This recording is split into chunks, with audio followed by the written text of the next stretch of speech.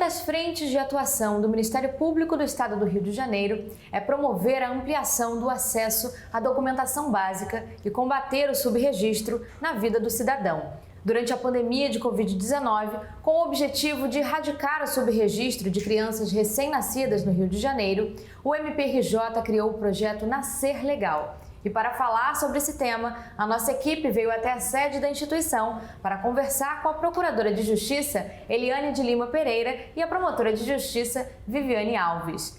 Olá, doutoras, sejam muito bem-vindas ao MP Cidadão. Eu agradeço imensamente a presença para esse debate sobre esse tema tão relevante que é a falta do registro civil entre nascidos nas maternidades do Rio de Janeiro. Muito obrigada pela presença. Nós que agradecemos.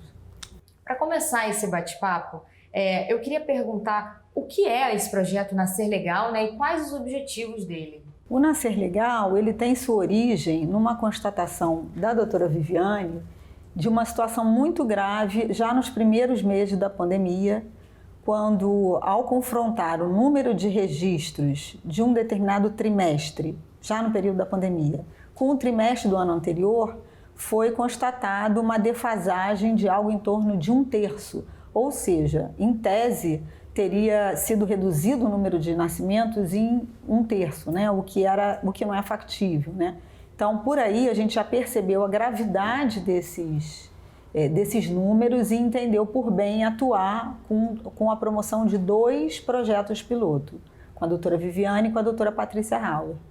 Certo. E o que são essas unidades interligadas? Como que elas funcionam?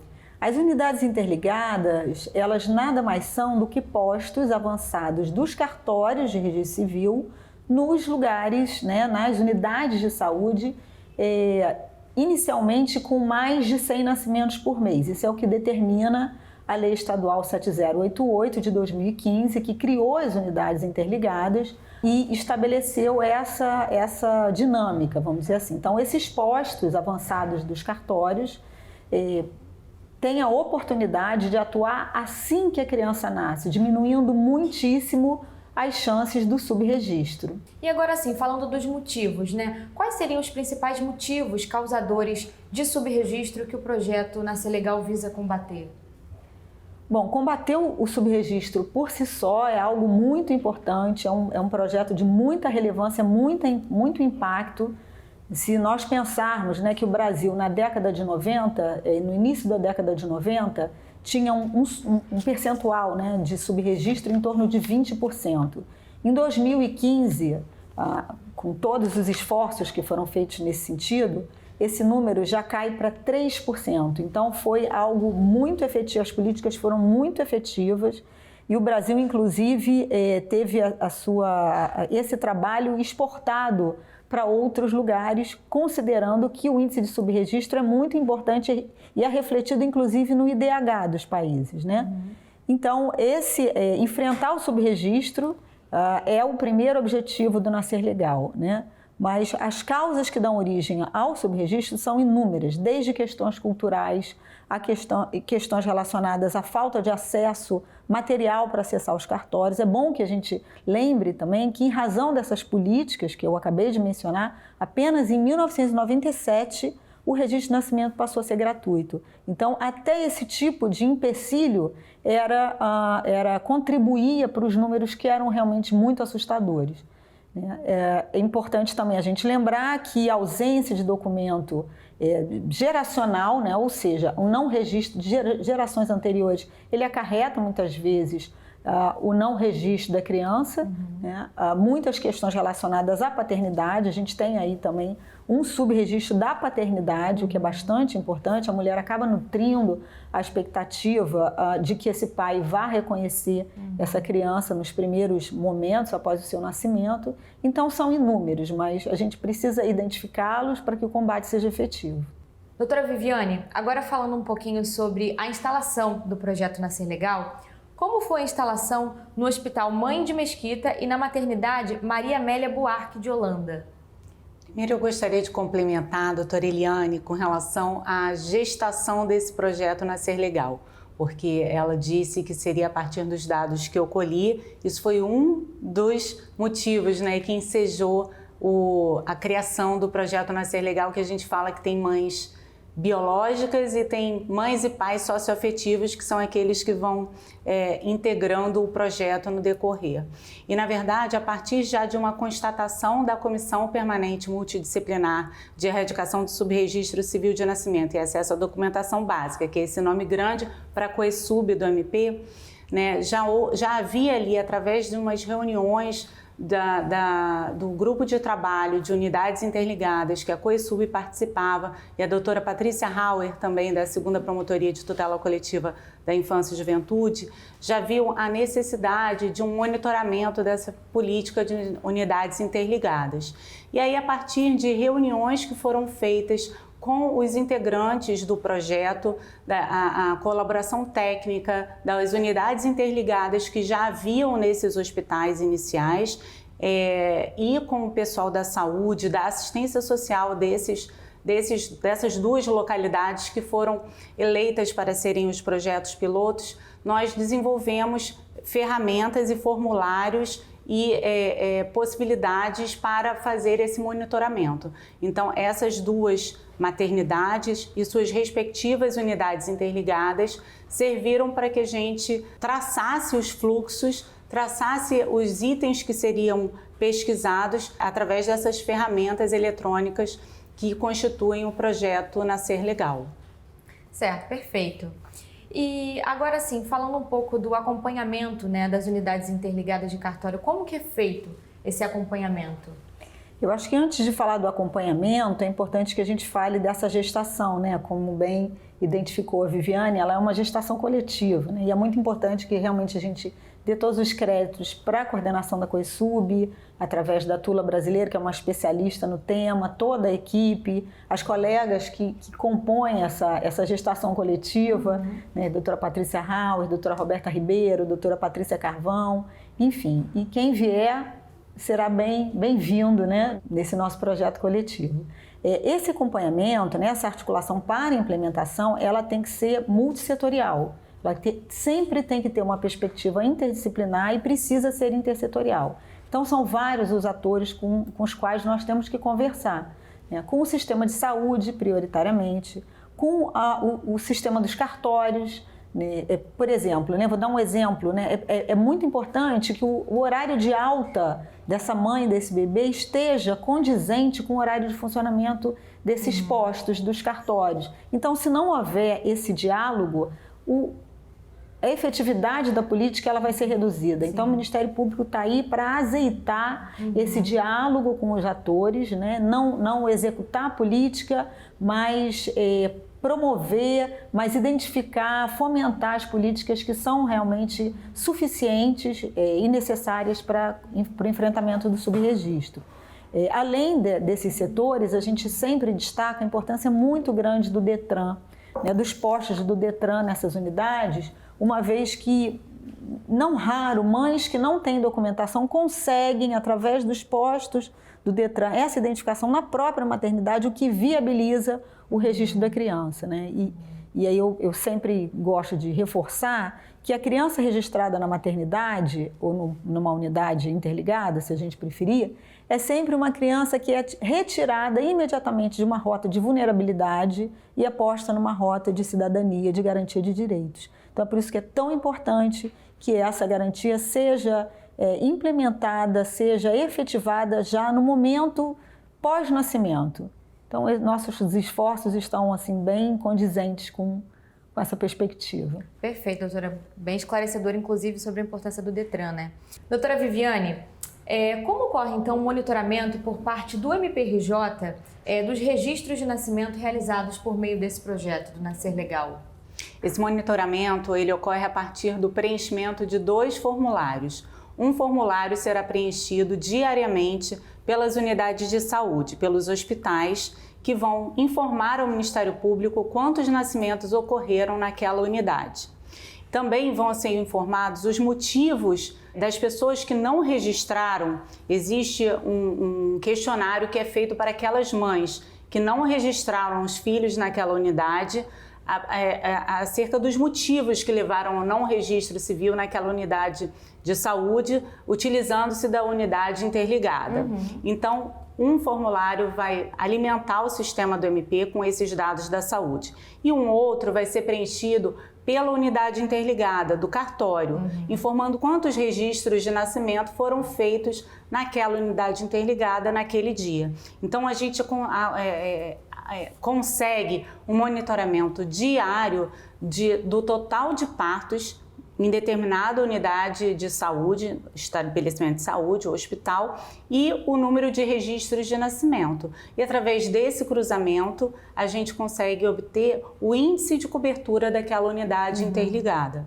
O ideal, um índice de cobertura ideal é acima de 80%, 90%. Temos exemplos aqui no Rio de Janeiro. No Rio de Janeiro nós temos 61 unidades interligadas em funcionamento e temos exemplos de unidades interligadas que conseguem mais de 90% de cobertura dos registros das crianças que nascem naquele hospital. E temos índices que são muito baixos. Durante a pandemia, todos os índices baixaram muito, os índices de cobertura das unidades interligadas, por conta da restrição do funcionamento e do fechamento de várias unidades interligadas, que só em dezembro de 2021 houve um comando da Corregedoria Geral de Justiça determinando que todas as unidades interligadas fossem então reativadas, reabertas, mas até então, durante 2 anos praticamente, houve essa redução que certamente impactou a cobertura das unidades interligadas. Então, o que a gente pretende com o projeto é monitorar esses índices e descobrir também os motivos para o não registro dentro da unidade interligada a partir desses dados que as mães vão dar ao terem alta. Então, a gente tem o envolvimento da saúde, o envolvimento da assistência social, porque são as assistentes sociais que vão fazer esse contato com a mãe para o preenchimento do formulário, para entender por que essa criança não foi registrada e tentar entender esses motivos. E você quer saber quais são os 3 motivos principais? Os 3 motivos principais é porque a unidade interligada estava fechada, o que a gente já conseguiu até agora, né? A unidade interligada estava fechada, o pai não estava presente, é o segundo motivo, e o terceiro motivo é eu queria registrar perto da minha casa. Perfeito, doutora. Muito obrigada pelo esclarecimento. Agora nós vamos ter que fazer um rápido intervalo e você não saia daí. O MP Cidadão volta já.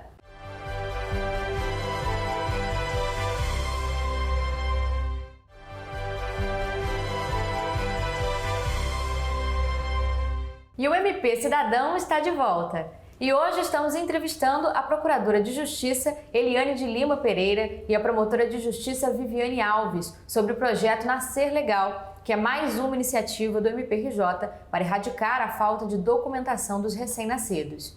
Bom, doutoras, esse é um projeto que foi criado na pandemia, né? É um projeto recém-nascido, digamos assim. Por que a pandemia jogou luz sobre essa questão do subregistro? Muito importante essa pergunta, né? Na verdade, nós já temos muitos dados, né?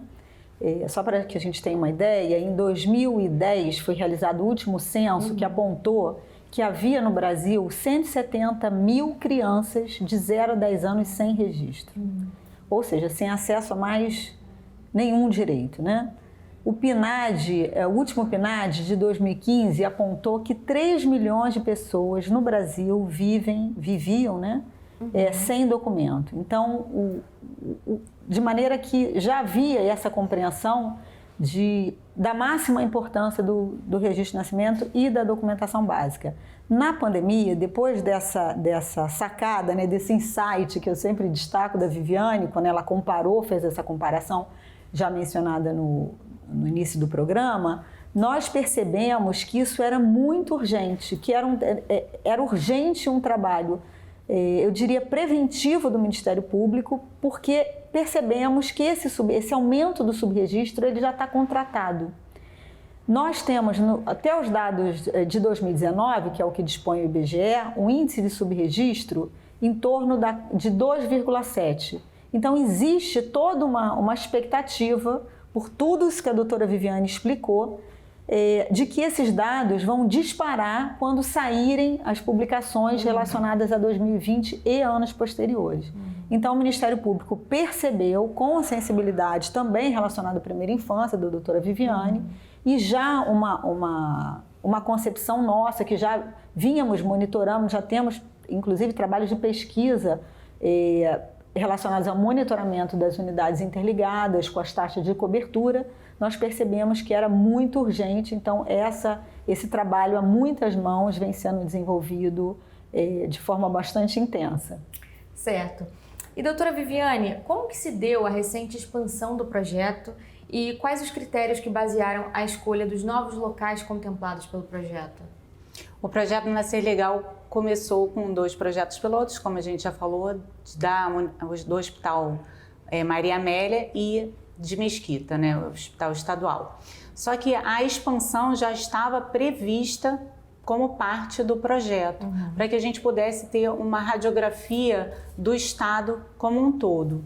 A gente não tem a intenção de monitorar todos os hospitais do estado do Rio de Janeiro, mas o projeto pretende que um hospital com uma unidade interligada por CRAI, por Centro Regional do Ministério Público, seja incluído nesse projeto para que a gente possa, então, traçar uma radiografia do estado como um todo. E os critérios para que a gente possa escolher qual hospital e unidade interligada foram os critérios de quais são os municípios com as taxas maiores de índices de subregistro civil de nascimento, que é um índice que é dado pelo IBGE a cada ano. O último índice que a gente tem é de 2019. Os outros critérios utilizados foram unidades interligadas em funcionamento no hospital, que a maternidade ou o hospital seja público e que tenha um alto volume de partos, para que a gente possa ter uma radiografia mais fidedigna e números mais altos para o projeto. Agora, falando um pouquinho sobre os profissionais da saúde, qual a importância dos profissionais da saúde no combate ao subregistro?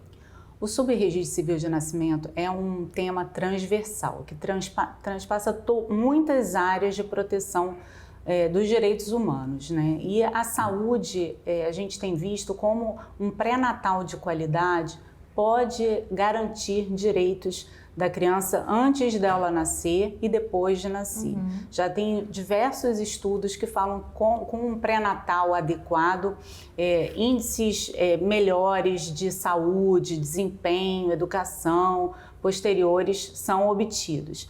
E nesse momento do pré-natal em que a gestante ela tem que ir 6, 7 vezes durante a gestação para ter um pré-natal adequado, ela pode ser informada acerca da necessidade do registro civil de nascimento para assegurar os direitos dessa criança ao nascer, pode ser informada a respeito do direito ao nome do pai, para que pode ser que no momento do nascimento o pai não esteja ali, mas depois, a qualquer tempo, o nome do pai pode ser incluído de forma gratuita, e essa gratuidade, a doutora Eliane falou que o registro civil de nascimento só passou a ser gratuito no ano de 1997, e essa cobrança era um entrave para o registro civil de nascimento.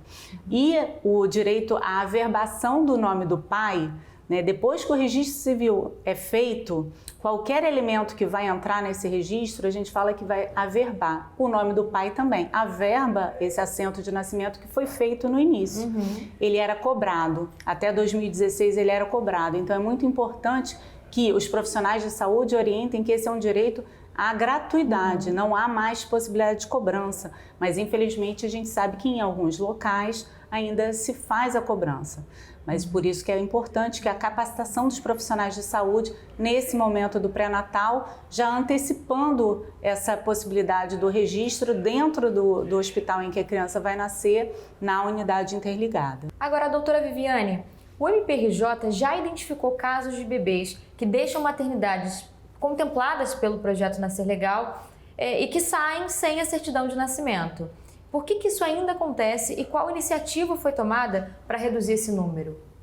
Na verdade, esse é um dos objetivos do nosso projeto. O projeto tem como alguns objetivos monitorar os índices de cobertura, identificar quais são os motivos que levam essas mães a saírem de hospitais com unidade interligada sem o registro civil de nascimento e também elevar os índices de registro do nome do pai, estimulando que os cartórios façam a instauração de um procedimento que se chama averiguação oficiosa de paternidade ainda na unidade interligada.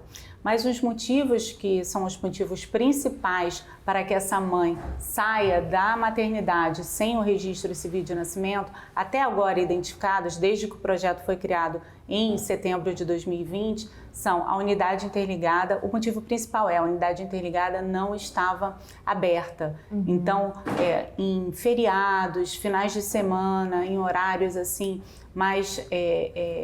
que não são dias úteis, que não né? são dias úteis, essa mãe acaba saindo da maternidade sem o registro civil de nascimento. Às vezes ela sai porque tem uma fila, então ela não quer esperar.